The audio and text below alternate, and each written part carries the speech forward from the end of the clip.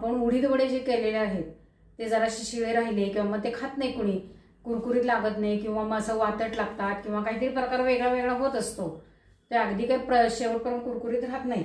मग ते असे चिरून घ्यायचे. त्याचे मी 2 तुकडे केले आणि त्याचे बारीक बारीक असे तुकडे करून घेतलेले आहेत. आता मी ह्याच्यामध्ये थोडीशी फोडणी घालणार आहे. गॅस कमी केलेला आहे तेल करून.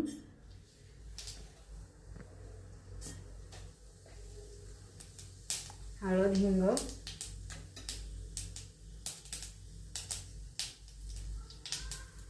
आणि त्यात थोडेसे तीळ घालायचे.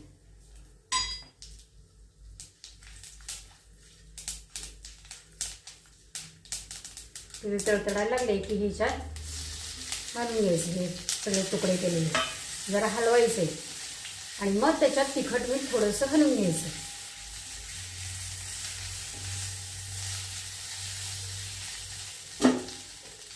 थोडंसं तिखट घालूया त्याच्यामध्ये, जास्त नाही घालायचं, थोडंच घालायचं तिखट आणि थोडंसं मीठ घालूया.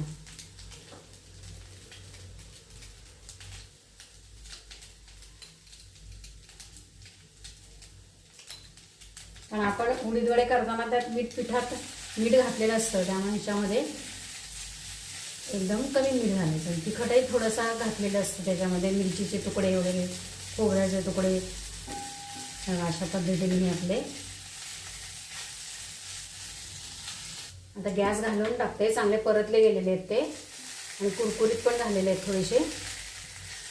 आता आपण हे असेच खायला, काहींना सॉस बरोबर आवडतं, काहींना मेयोनीज बरोबर आवडतं, जसं ज्याला आवडेल त्या पद्धतीने, किंवा चिंगचा मसाले सॉस घेतला ना तरी सुद्धा छान लागतं त्यांनी, तसं खाल्लं तरी चालते.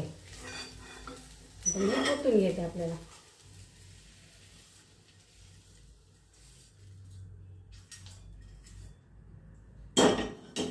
असे छानपैकी मसाल्याचे उडीद वड्याचे तुकडे झालेले आहेत.